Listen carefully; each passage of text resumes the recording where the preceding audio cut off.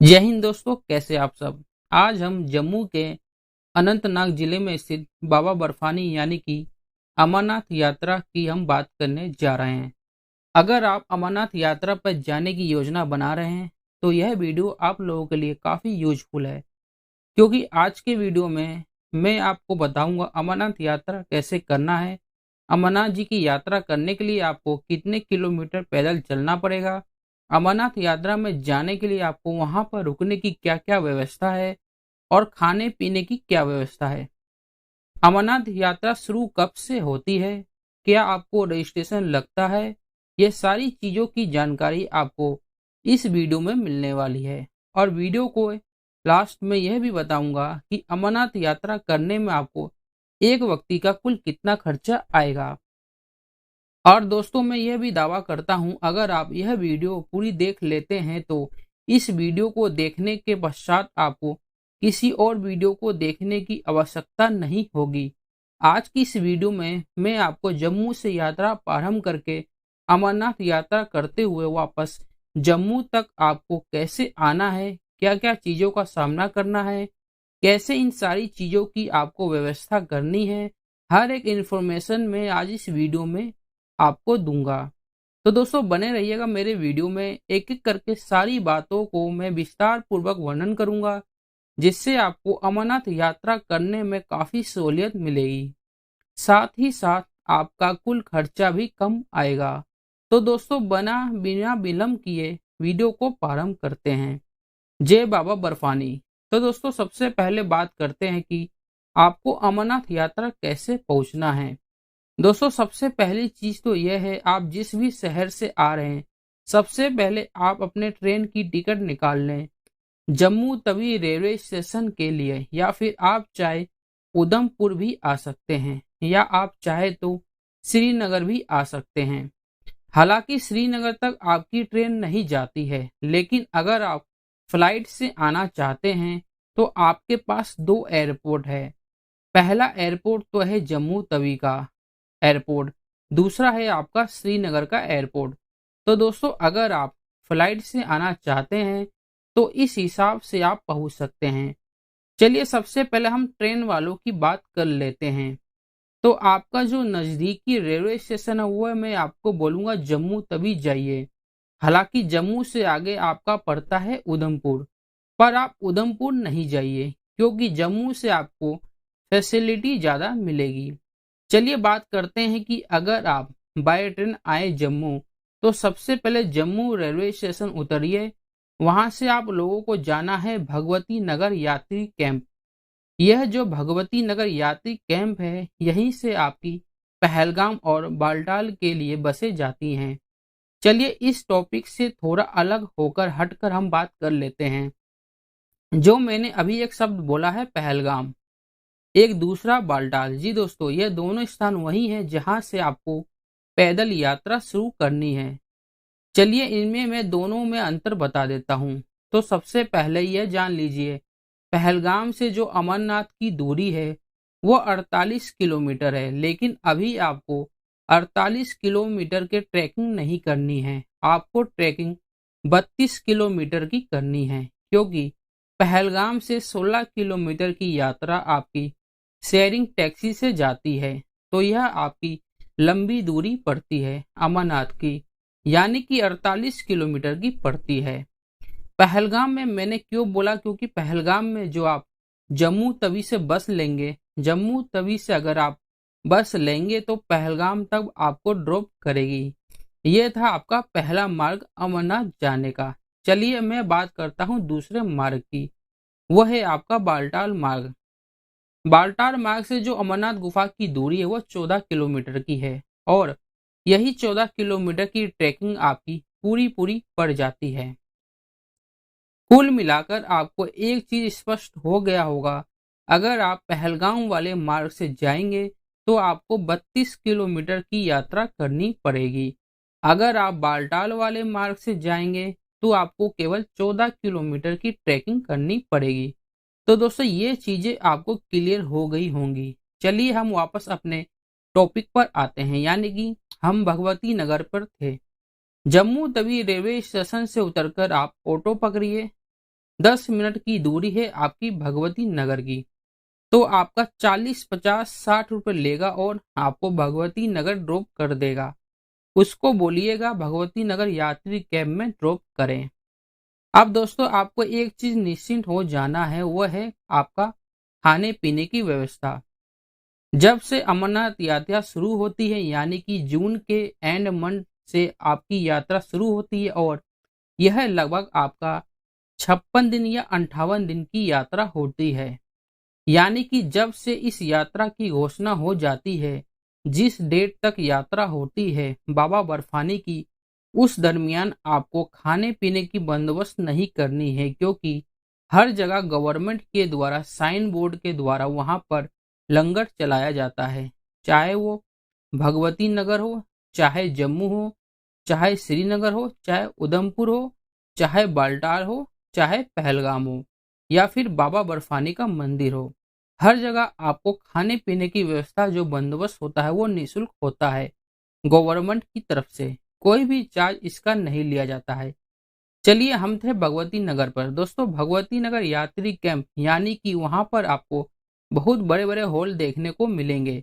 अगर आपकी रात की ट्रेन आ रही है, अगर आप एकदम आधी रात को पहुंच रहे हैं, उस दिन आप चाहे वहां स्टे ले सकते हैं। भगवती नगर यात्री कैंप में दोस्तों जो गद्दा रजाई है वो आपको देंगे। इसका नॉर्मल चार्ज लेते हैं, यानी कि 50-100 रुपये। पिछले साल की अपेक्षा इस साल जाहिर है रेट थोड़े बड़े होंगे। वह आपको गद्दा रजाई दे देंगे। हॉल में अपना विश्राम आप कर सकते हैं। वहां पर आपको सामान रखने के लिए जो आपका कीमती सामान होगा, वहां पर लॉकर रूम भी आपको दिया जाएगा। तो लॉकर में भी आप अपना सामान रखकर आप वहां विश्राम कर सकते हैं। भगवती नगर कैंप में भगवती नगर से बाल्टाल हो चाहे पहलगाम हो, ये दोनों मार्गों के लिए सुबह 5 बजे बस छूटती है, लेकिन इस बस की टिकट आपको पहले ही निकाल लेनी है। भगवती नगर यात्री कैंप जहां था उसी के पास में ही आपका टिकट काउंटर बना हुआ है, तो वहां से जाकर आप बस में अपने बस की टिकट निकाल लीजिए। कल सुबह यानी अगली सुबह 5 बजे आपको बाल्टाल मार्ग या फिर पहलगाम मार्ग को जाना है। अभी मैं आगे आपको स्पष्ट करूंगा कि कौन सा मार्ग उचित रहेगा, पहलगाम मार्ग या बाल्टाल मार्ग। उसके बाद आप अपने निर्णय लीजिए कि आपको कौन से मार्ग से जाना है। ठीक है दोस्तों, चलिए और बात करते हैं। अब आपको यहाँ से भगवती नगर से अपनी यात्रा शुरू करनी है। बात करते हैं भगवती नगर से, यानी कि जम्मू से जो आपको पहलगाम की दूरी पड़ेगी वो आपकी 240 किलोमीटर पड़ जाएगी। यह 240 किलोमीटर की यात्रा करने में आपको बस से लगभग 7 से 8 घंटे लग जाएंगे और आप पहलगाम पहुंच जाएंगे। दोस्तों बात की जाए अगर भगवती नगर से जो आप बस लेंगे और पहलगाम तक जाएंगे, उसका बस का भाड़ा कितना होगा। दोस्तों मान के चलिए एक व्यक्ति का 500 से 600 लग जाएगा और आप पहलगाम तक पहुंच सकते हैं। यही मैं बात करूं दूसरे मार्ग वाले, यानी कि दूसरा जो मार्ग आपका था बाल्टाल वाला मार्ग, उस मार्ग से भगवती नगर से अगर आप निकलेंगे बाल्टाल के लिए तो उसकी दूरी आपकी लगभग 360 किलोमीटर की पड़ जाती है। यह 360 किलोमीटर की यात्रा करने में आपको लगभग 13 से 14 घंटे लग जाएंगे और आप बाल्टाल पहुंच जाएंगे। वही बात की जाए बस के फेयर कितना होगा, तो मान के चलिए आपका 800 से 900 एक व्यक्ति का आपका पड़ जाएगा और आप बाल्टा तक पहुंच सकते हैं। दोस्तों हालांकि आपको भगवती नगर से जरूरी नहीं कि बस ही लेना है, वहां से कुछ प्राइवेट गाड़ी भी चलती है। अगर आप इनोवा अर्टिगा ये सब गाड़ी भी वहां पर चलते हैं, रिजर्व में यह गाड़ियां चलती हैं पहलगाम और बाल्टाल के लिए। तो यह आपके ऊपर निर्भर है, आप बस से जाइए या फिर रिजर्व गाड़ी करके चलिए। दोस्तों अब हम पहुंच चुके हैं पहलगाम और हम पहुंच चुके हैं बाल्टा। दोस्तों पहले मैं बात कर लेता हूं पहलगाम वाले मार्ग की। दोस्तों पहलगाम में भी आपका स्टे करने की व्यवस्था है। अगर आप सुबह 5 बजे निकल रहे हैं तो जाहिर सी बात है कि आप रात को ही पहलगाम पहुंचेंगे। तो वहां पर टेंट बने हुए हैं गवर्नमेंट की, वहां पर टेंट का फेयर आप देकर वहां पर रुक सकते हैं। खाने पीने की वहां पर आपको निःशुल्क सुविधा मिलती है और उस रात्रि आप वहां पर विश्राम कर लीजिए। पहलगाम से सुबह आपको वहां से अब आपको शेयरिंग टैक्सी मिलेगी जो आपको लेकर जाएंगे चंदनवाड़ी तक, जो कि 16 किलोमीटर की होती है। आपको पहलगाम से चंदनवाड़ी तक जाना है टैक्सी के माध्यम से, जो कि टैक्सी वाला आपको 1 से 1.5 घंटे में चंदनवाड़ी पहुंचा देगा। और यही चंदनवाड़ी वो स्थान है जहां से आपकी पद यात्रा शुरू हो जाती है बाबा अमरनाथ के लिए। और यह चंदनवाड़ी से लेकर बाबा अमरनाथ तक की जो दूरी है 32 किलोमीटर की है। तो दोस्तों यह आपका 32 किलोमीटर की ट्रैकिंग होती है, जो कि एक दिन में संभव नहीं है। आप इसको 2 दिन में कर पाएंगे। आप चंदनवाड़ी से अपनी पद यात्रा शुरू कीजिए लगभग सुबह सुबह 7-8 बजे, और आप 12 किलोमीटर की ट्रैकिंग जैसे ही पार करेंगे तो सबसे पहले बड़ा गांव आएगा, यानी कि एक पहला पड़ाव पड़ेगा, वह है शेषनाग। 12 किलोमीटर की दूरी तय करने के बाद शेषनाग शेषनाग आएगा। शेषनाग में भी आपको वहां पर कैंप देखने को मिलेंगे। वहां पर आपको होटल्स देखने को नहीं मिलेंगे। तो आप शेषनाग में ही पहली रात स्टे कर लीजिए, वहां पर विश्राम कर लीजिए और अगली सुबह वापस पंचतरणी के लिए यात्रा शुरू कीजिए। दोस्तों ये जो पंचतरणी की यात्रा है वो आपकी 14 किलोमीटर की हो जाती है और यह पंचतरणी आपका दूसरा पड़ाव है। पंचतरणी में आप वहां पर रुककर खाना वाना खाकर आप सेम दिन में 6 किलोमीटर की यात्रा करके रात तक यानी कि बाबा बर्फानी तक आप पहुंच जाएंगे और वहां दर्शन कर सकते हैं। कुल मिलाकर आपको 2 दिन पूरे लग जाएंगे और तीसरे दिन में बाबा बर्फानी के दर्शन कर पाएंगे। तो दोस्तों 2 दिन 3 दिन में आप बाबा बर्फानी के दर्शन करके आप रिटर्न हो सकते हैं। बाल्टाल वाले मार्ग से नहीं तो आप चाहे तो पहलगाम वाले मार्ग से भी रिटर्न हो सकते हैं। चलिए अब मैं बात करता हूं बाल्टाल वालों के लिए। तो दोस्तों बाल्टाल वाले मार्ग में भी सेम व्यवस्था है रुकने के लिए, खाने के लिए, तो आप वहां यह सारी चीजें कर सकते हैं। अगले दिन आप बाल्टाल से बाबा नाथ की गुफा तक पहुंच सकते हैं, क्योंकि इसमें जो ट्रैकिंग है मात्र 14 किलोमीटर की है। तो दोस्तों 14 किलोमीटर की ट्रैकिंग जाहिर सी बात आप एक दिन में कर लेंगे। दोस्तों आप वहां पर स्टे कर सकते हैं। अब यहाँ पर प्रश्न आता है दोस्तों मैं कौन से मार्ग से यात्रा करूं, क्योंकि पहलगाम वाला मार्ग अगर मैं चयन करता हूं तो वहां से मुझे 32 किलोमीटर की यात्रा तय करनी पड़ेगी। बाल्टाल वाला मार्ग चुनता हूं तो 14 किलोमीटर की यात्रा तय करनी है। तो जाहिर सी बात है 14 किलोमीटर वाले रास्ते पर जाएंगे, लेकिन ऐसा नहीं है।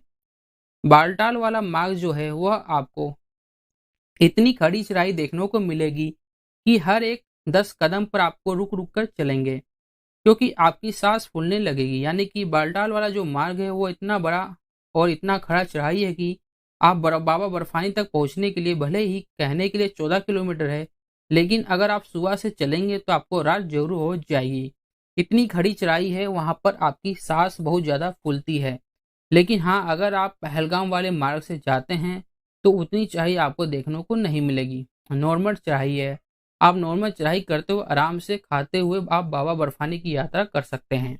आप चाहे तो यही यात्रा आप घोड़े या पालकी से भी कर सकते हैं, जिसमें आपके घोड़े का चार्ज 7,000 से 8,000 रुपये तक ले लेते हैं। रेट बढ़ भी सकते हैं, लेकिन 6 से 7,000 आराम से ले लेंगे। वही अगर आप पालकी से जाना चाहते हैं 25,000 से 30,000 तक आ सकता है, जो सिर्फ जाने जाने का होता है। वही अगर मैं बात करूं बाल्टाल से अगर आप घोड़े के द्वारा यात्रा करना चाहते हैं तो उसका चार्ज आपका लगभग 4,000 से 5,000 तक लग सकता है। वही बात करें अगर आप पालकी से जाना चाहते हैं बाल्टाल वाले मार्ग से, तो पालकी का भी खर्चा आपका 9,000 से 10,000 तक आ सकता है। तो दोस्तों यह उन लोगों के लिए था जो पैदल चलने में असमर्थ है। वही बात की जाए एक और ऑप्शन की जो कि साइन बोर्ड के द्वारा चलाई जाती है, वह है आपका हेलीकॉप्टर। आप इस वेबसाइट में जाकर अपनी हेलीकॉप्टर की बुकिंग कर सकते हैं। चलिए अब सबसे बड़ा प्रश्न और आता है कि यह सब यात्रा करने के लिए क्या मुझे रजिस्ट्रेशन करवाना है पड़ेगा, क्या मेडिकल सर्टिफिकेट निकलवाना पड़ेगा और क्या क्या चीज़ों को मुझे फॉलो करना पड़ेगा। दोस्तों यह वेबसाइट है। इस वेबसाइट में आप यात्रा करने से पहले जरूर एक बार पूरा विश्लेषण कर लें। कारण यह है इसी वेबसाइट पर आपको अमरनाथ यात्रा से जुड़ी हर एक अपडेट, हर एक न्यूज इस वेबसाइट पर मिलती है। हालांकि आपको दोस्तों एक पंजीकरण कराना है, वह RFID करवाना है। यह जो RFID है ये एक प्रकार का टैग है। ये जो रजिस्ट्रेशन है इससे यह पता चलेगा आप कौन से लोकेशन पर पहुंचे हैं, आपका डिटेल रहेगा उस पर, आप कितने बजे निकले हैं, कितने तारीख को निकले हैं, ये सारी जानकारी इस RFID टैग पर मिलते हैं। दोस्तों ये जो RFID टैग है वो आपको जम्मू रेलवे स्टेशन पर उपलब्ध है, उधमपुर रेलवे स्टेशन पर उपलब्ध होगा, साथ ही साथ आपको श्रीनगर एयरपोर्ट भी उपलब्ध रहेगा, तो वहां पर जाकर यह टैग बनवा सकते हैं। दोस्तों इससे रिलेटेड मैंने वीडियो अभी फिलहाल 1-2 दिन में ही डाल रखे हैं, आप वहां जाकर इन वीडियो को देखकर अच्छी तरीके से समझ सकते हैं, जिसमें आपका RFID कार्ड के बारे में पूरी डिटेल मैंने बता रखी है और इनकी वेबसाइट पर जाकर पूरी जानकारी प्राप्त कर सकते हैं। दोस्तों एक चीज और बताना चाहूंगा, बड़े सामान की भी समस्या होती है, चाहे हम पहलगाम वाले मार्ग से जाएं, चाहे हम बालटाल वाले मार्ग से जाएं। बड़े सामान हम कहाँ रखें? दोस्तों पहलगाम में और बालटाल में दोनों जगह होटल्स भी मौजूद है, कैंप तो अवेलेबल है ही, अगर आप चाहे तो होटल्स भी वहां पर है, क्लॉक रूम भी वहां पर है। आप क्लॉक रूम में भी अपने बड़े सामान रखकर एक छोटा सा बैग लेकर आप अमरनाथ की यात्रा कर सकते हैं। वह लॉकर का चार्ज आपका 50 रुपये जो कि एक दिन का होता है, उस हिसाब से अब वहां लॉकर में अपना सामान रख दीजिए और आप अपनी यात्रा कर सकते हैं। दोस्तों एक बात और बताना चाहूंगा, आपको आधार कार्ड अपने साथ जरूर रखना है, बिना आधार कार्ड के आप अमरनाथ की यात्रा नहीं कर सकते हैं, जो कि बहुत बड़ी अपडेट है अमरनाथ यात्रा के लिए। चलिए दोस्तों अगली बात करते हैं और अंतिम बात करते हैं, इस यात्रा को करने में हमारा कुल खर्चा कितना लग जाएगा। दोस्तों अगर आप बाय ट्रेन यात्रा करना चाहते हैं तो मान के चलिए आपका स्टे का बहुत खर्चा लगेगा और आपका बस का खर्चा लगेगा। खाने पीने के खर्चे तो आपके लगेंगे नहीं, क्योंकि गवर्नमेंट के द्वारा वहां पर निःशुल्क लंगर चलाया जाता है। तो मान के चलिए दोस्तों आपका 5,000 से 6,000 एक व्यक्ति का लगेगा और आराम से अमरनाथ की यात्रा कर सकते हैं। बाबा अमरनाथ की यात्रा करने के लिए अगर आप पहलगाम वाले मार्ग से जाते हैं तो मान के चलिए 7 से 8 दिन का पूरा प्रोग्राम बनेगा। वही अगर आप बालटाल वाले मार्ग से जाते हैं तो मान के चलिए आपका जो प्रोग्राम बनेगा 5 से 6 दिन का मैक्सिमम बनेगा। तो दोस्तों ये था संपूर्ण वर्णन आपका अमरनाथ की यात्रा कैसे करनी है। दोस्तों बाबा अमरनाथ की यात्रा से जुड़ी मैंने और भी वीडियो बना रखे हैं, आप वहां प्ले लिस्ट में जाकर उन वीडियो को देख सकते हैं। मैं वादा करता हूं आप इन वीडियो को देखने के बाद कोई भी दिक्कत और डाउट नहीं होगी। दोस्तों वीडियो अच्छी लगी है तो वीडियो को लाइक करना, अपने दोस्तों के साथ जरूर शेयर करना और अगर आप हमारे चैनल पर नए हैं तो चैनल को जरूर सब्सक्राइब करना, जिससे आपको हमारे डेली के अपडेट के वीडियो आप तक पहुंचते रहेंगे। मिलते हैं फिर एक नई वीडियो में, तब तक के लिए जय बाबा अमरनाथ।